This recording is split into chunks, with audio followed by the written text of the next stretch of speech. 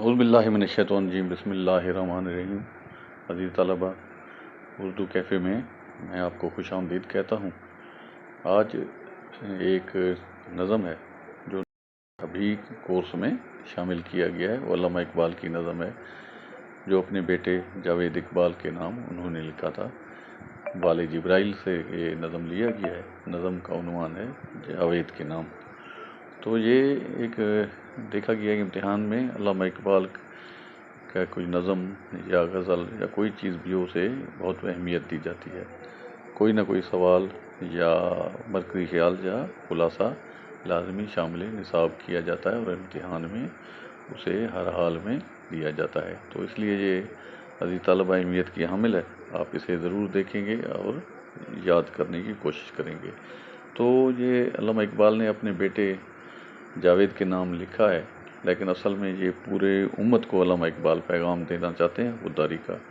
تو علامہ اقبال کا بیٹا جاوید اقبال نے اپنی حیثیت اور اپنا مقام بھی پیدا کیا ہے۔ وہ کہ وہ شاعری تو نہیں کر سکے، لیکن فلسفہ اور انگلش میں ایم اے کیا۔ کیمبرج سے انہوں نے پی ایچ ڈی بھی کیا ہوا تھا۔ چیف جسٹس رہے اور اسی طرح سپریم کورٹ کے سینئر جج کی حیثیت سے بھی انہوں نے کام کیا۔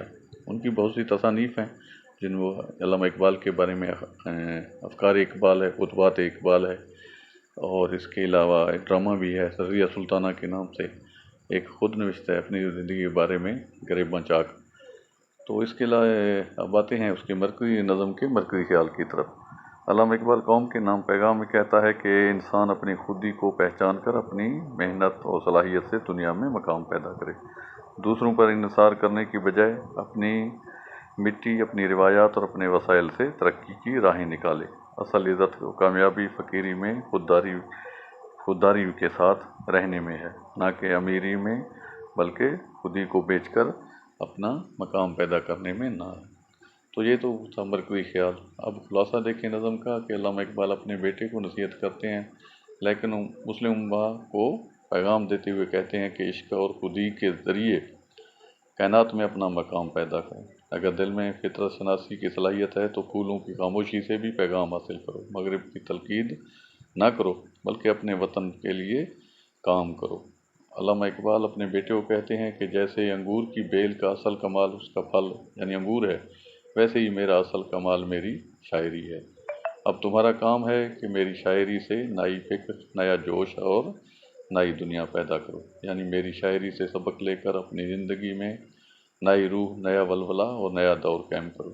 آخر میں اقبال کہتے ہیں کہ میرا طریق امیری اور دولت مندی نہیں ہے، بلکہ فقیری اور خودداری ہے، اس لیے اپنی خودی ہرگز نہ بیچو بلکہ غریبی میں نام پیدا کرو۔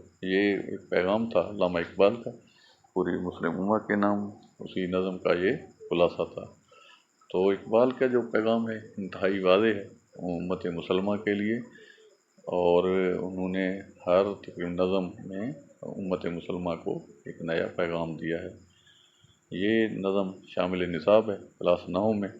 امید ہے آپ اسے خلاصہ کو دیکھیں گے اور اس کے مرکزی خیال کو دیکھیں گے۔ اشعار کی تشریح پہلے میں ایک اور ویڈیو میں کر چکا ہوں، ان اشعار کی تشریح کو بھی لازمی دیکھیں گے، اور یہ انتہائی اہم ہے اور ہر امتحان میں جیسا کہ میں پہلے کہہ چکا ہوں شامل ہوتا ہے۔